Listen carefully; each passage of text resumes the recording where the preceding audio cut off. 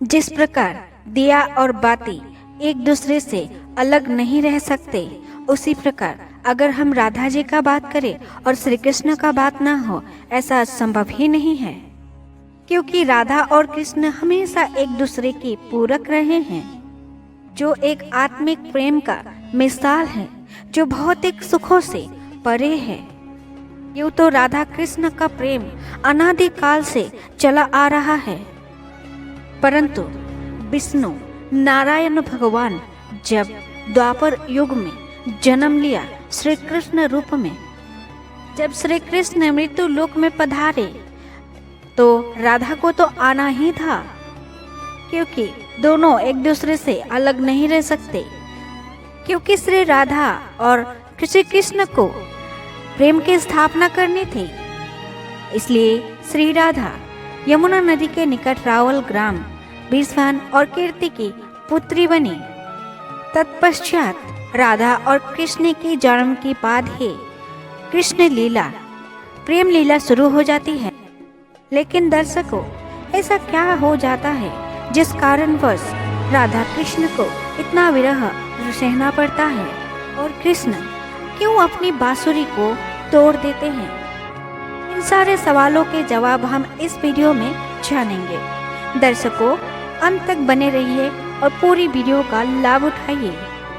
जब राधा की जन्म होती है तो दासी विश्वान जी को कहते हैं कि राधा देख नहीं सकती है। कहते हैं कि राधा स्वर्गलोक से ये वरदान लेकर आई थी। जब श्री कृष्ण राधा के निकट आएंगे और तभी राधा पहला नेत्र खोल करके श्री कृष्ण को देखेगी और संसार को देखेगी, अन्यथा संसार को भी नहीं देखेगी। तो आप लोगों ने देखा किस प्रकार जन्म के बाद ही राधा कृष्ण की प्रेम लीला शुरू हो जाती है। बचपन से ही श्री कृष्ण अपनी बांसुरी की धुन से पूरे गोपियों को मोहित कर देता था। राधा और कृष्ण तो बचपन से ही 8 साल की उम्र से ही अपने प्रेम का आनंद लेने लग गए थे। श्री कृष्ण को अपने जीवन में राधा और बांसुरी दो ही अधिक प्रिय थे, जो आपस में एक दूसरे से गहराई से जुड़े थे। फिर श्री कृष्ण बांसुरी बजाते, राधा दौड़ी चली आती और घंटों बांसुरी की धुन में मग्न रहती, जो उन दोनों के प्रेम को और बढ़ाता गया। दोनों यमुना नदी के तट पर बैठकर घंटों समय व्यतीत करते थे, पर उन दोनों का ये सुखद समय कुछ ही दिनों का था। क्योंकि जैसे ही कंस को श्री कृष्ण के वृंदावन में होने का पता चला, उसने तुरंत ही कृष्ण को मथुरा में युद्ध की आमंत्रण दे दिया। इसमें श्री कृष्ण को यशोदा माँ, पूरी गांव और राधा को भी छोड़कर जाना था। कृष्ण और राधा दोनों को ही पता था कि अब कृष्ण वापस नहीं आएगा और बहुत समय तक एक दूसरे से मिल भी नहीं पाएंगे। इसलिए मथुरा जाने से पहले राधा ने श्री कृष्ण से 2 वचन लिए। पहला वचन था कि हमेशा राधा के आत्मा में श्री कृष्ण रहेंगे। दूसरा वचन था कि राधा जब भी मृत्यु लोक गमन करे, सबसे पहले श्री कृष्ण उनके साथ रहे। इन सब वचनों को देने के बाद भी श्री कृष्ण को ये पता था कि राधा उनके जाने के बाद बहुत विरह करेगी। राधा हमेशा खुश रहे, इसके लिए भी श्री कृष्ण ने राधा से वचन लिया कि राधा को कृष्ण की याद में और एक भी आंसू नहीं बहाना होगा। ये वचन लेने के बाद श्री कृष्ण मथुरा के ओर प्रस्थान करते हैं और राधा वहीं रह जाती है। उसके बाद से राधा का वर्णन बहुत ही कम मिलता है।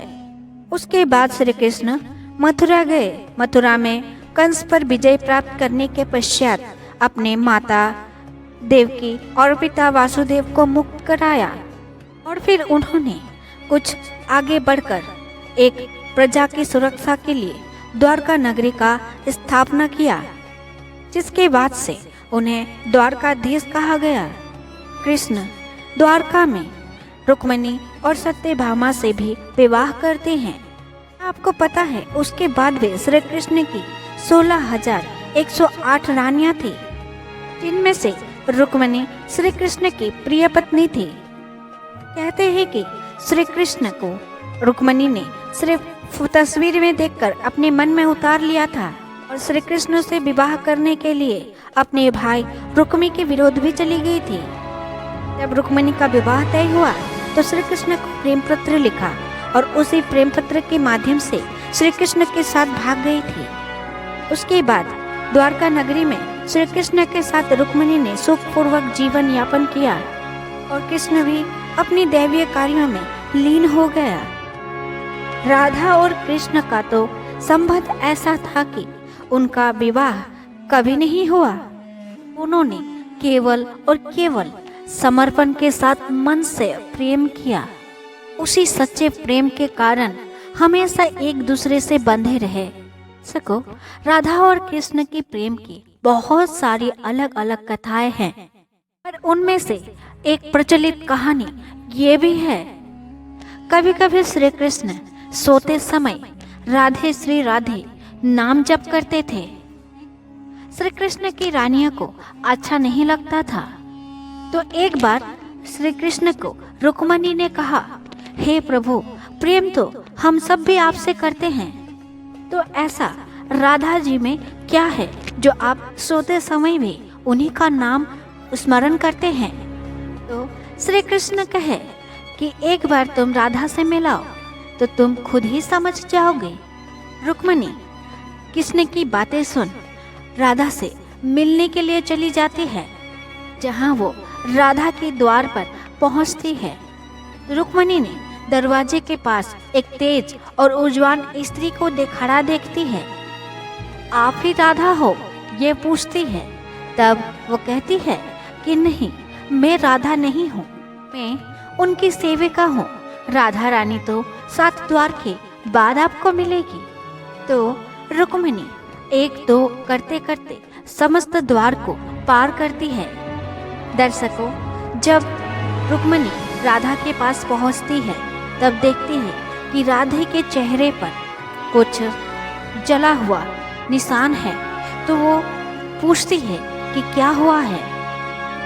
रुक्मिणी, तुमने श्री कृष्ण को भूल से गर्म दूध दिया था, जिस कारणवश मेरा ये शरीर पे तुम छाले दिख रहे हो, क्योंकि श्री कृष्ण के हृदय में राधा का ही वास है। मनी उनका ये प्रेम और एक ही शरीर में दोनों का एक आत्मा देखकर हैरान हो जाती है। प्रिय दर्शकों, इससे तो आपको पता चल ही गया कि श्री कृष्ण और राधा की प्रेम की पराकाष्ठा क्या है। दर्शकों, आपको बता दें, एक कथा में आता है कि ब्रह्मा जी ने पृथ्वी लोक में आकर वृंदावन में श्री कृष्ण और राधा का पहले विवाह करवाया था, पर इसके बारे में ज्यादा जानकारी नहीं है। राधा भी श्री कृष्ण की भक्ति के साथ अपना जीवन व्यतीत करने लगती है। कहा जाता है यादव पुत्र अभिमन्यु या अयान से उनका विवाह हो जाता है, पर अभिमन्यु को महर्षि दलऋषि का श्राप था, वो राधा को छुएगा तो भस्म हो जाएगा। और राधा श्री कृष्ण से विवाह के बाद भी स्वतंत्रता पूर्वक बंधी रहती है। बहुत वर्षों बाद जब राधा अपना वैवाहिक जीवन बहुत अच्छे से निभा लेती है, समस्त जिम्मेदारियों से जब वो मुक्त हो जाता है, तो कहते हैं कि श्री कृष्ण के पास वो द्वारका चली आती है। द्वारका पहुंचने के बाद श्री कृष्ण और राधा आपस में मौन रहते हुए, जैसे कुछ ना बोलकर भी सब कुछ बोल रहे हो, एकदम शांत घंटों तक बैठकर मन ही मन बातें करते रहे। कृष्ण के अलावा द्वारका में राधा को कोई पहचान भी नहीं पाया। फिर राधा श्री कृष्ण के महल में निवास करने लगी और श्री कृष्ण ने भी राधा को उनके महल में देविका के रूप में नियुक्त किया, जिससे राधा महल में काम करने के साथ साथ कृष्ण की भक्ति और जब समय मिले तब कृष्ण के साथ प्रेम पूर्वक बातें कर सके। परंतु कृष्ण अभी अपने राजपाट और अपने कार्यों में व्यस्त रहते हैं। दूसरी ओर राधा अपने पुराने कृष्ण को याद करती रहती थी। पुराने दिनों जैसा कृष्ण का साथ ना पाकर राधा का मन और अधिक व्याकुल होने लगा और उन्हें यह डर सताने लगता है कि कृष्ण का जो छवि है उनके हृदय में कहीं धीरे धीरे धूमिल ना हो जाए। उसी भय से राधा ने एक दिन राजभवन और द्वारका नगरी भी छोड़ दी। और ऐसे ही कुछ समय बीत जाने के बाद जब राधा का अंतिम समय आने लगा, ने श्री कृष्ण को याद किया और उन्हें अपने वचन से अवगत करा। परंतु जैसे ही कृष्ण को राधा ने याद किया, कृष्ण दौड़े दौड़े वहां पर चले आए। परंतु राधा की अत्यंत दयनीय स्थिति देखकर वो अत्यंत भावुक हो गए और उन्होंने अंतिम समय में राधा से कुछ मांगने को कहा। इसे सुनकर राधा ने कहा कि राधा की इच्छा है कि वो पहले वृंदावन में जैसे रहा करते थे उसी प्रकार उसी रूप में अंतिम समय में देख सके। राधा को सिर्फ कृष्ण की बांसुरी सुनना था। उस समय ये बात सुनते ही ना कहने के बाद ही श्री कृष्ण ने अपनी बांसुरी उठाई और मधुर बांसुरी बजाना शुरू किया। बांसुरी की धुन सुनकर राधा कृष्ण की आंखों से आंसू नहीं रुक रहे थे और माता राधा बांसुरी की धुन सुनते सुनते अपनी प्राणों के त्याग कर देते हैं। इसके बाद श्री कृष्ण इतने विचलित हो गए थे कि वहीं पर श्री कृष्ण ने बांसुरी तोड़कर फेंक दिया था। और इस प्रकार राधा की मृत्यु के बाद ही श्री कृष्ण ने बांसुरी से भी मुख मोड़ लिया था, क्योंकि राधा के इस स्पर्श से ही तो बांसुरी बज उठती थी। राधा और बांसुरी का एक अद्भुत संबंध था। तो दोस्तों, राधा कृष्ण का प्रेम इतना अटूट है जिस प्रकार दो देह एक आत्मा।